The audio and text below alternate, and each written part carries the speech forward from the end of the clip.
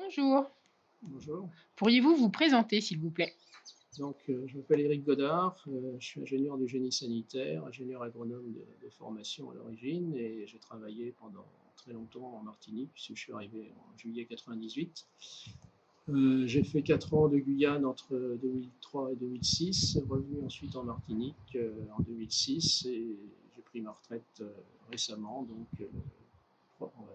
le 31 octobre 2018. Donc votre retraite de l'agence, régionale de la santé, vous Voilà, avez mon dernier poste était à l'Agence régionale de santé de la Martinique, sachant que j'ai fait toute ma carrière en fait dans les services de la santé publique, dans les DAS d'abord, ensuite à la DSDS, Direction de la santé et du développement social, et pour finir en ARS, mais avec une petite particularité, c'est que pendant 7 ans, j'ai été chargé de mission interministérielle et interrégionale sur la chlordécone, donc entre décembre 2006 et mars 2013, date à laquelle j'ai démissionné de ce poste.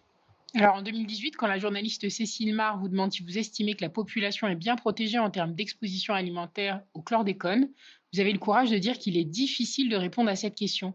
Pourquoi pensez-vous cela et comment peut-on objectivement évaluer l'efficacité d'une LMR? Je ne pense pas d'abord que ça soit courageux, au contraire, je crois que c'est plutôt honnête de dire qu'il est difficile de répondre à une telle question parce qu'on a tendance en général à simplifier les réponses. Et les réponses simplificatrices ne sont pas forcément les plus justes.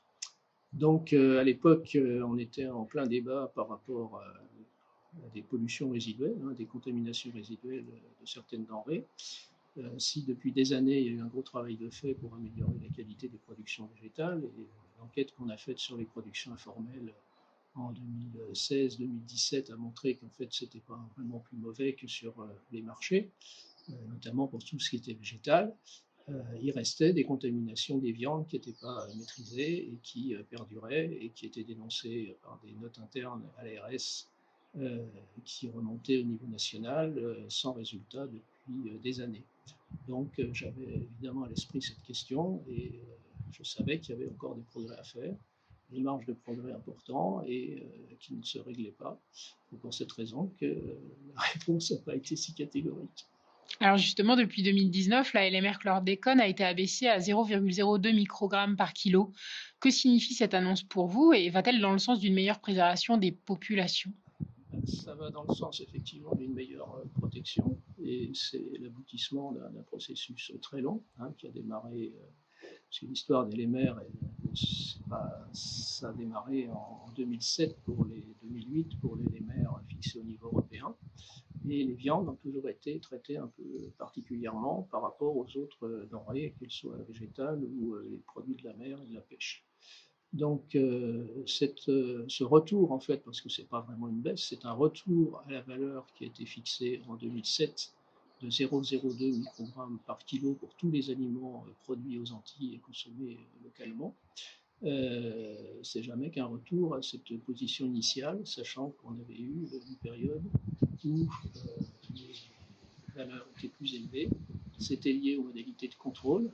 Ensuite, on s'est aperçu que le contrôle dans la graisse ne permettait pas d'obtenir des viandes ou des produits consommés qui respectaient cet objectif de 0,02 microgrammes par kilo. On s'en est aperçu dès 2011, ça a été signalé par l'INRA. Et depuis cette date, on était resté sur la même valeur, avec un contrôle dans la graisse pour les bovins qui ne protégeaient pas, ou les porcins qui ne protégeaient pas forcément la population, et directement dans la viande pour la volaille, avec là encore des modifications qui sont avérées assez désastreuses quand en 2013 les modalités d'expression de l'élément ont changé et la valeur qui s'applique à la graisse a fini par s'appliquer directement aux produits consommés, donc de la viande, du foie, des reins ou autres, et donc multiplié par 5 pour les animaux à quatre pattes, les mammifères, la norme initiale, et multiplié par 10 pour la volaille. Donc de l'objectif initial de 20 microgrammes, ou 0,02 mg par kilo, on était passé à 0,1 ou 0,2 mg par kilo selon les espèces animales dans les parties consommées, ce qui n'était pas du tout un gage de protection de la population.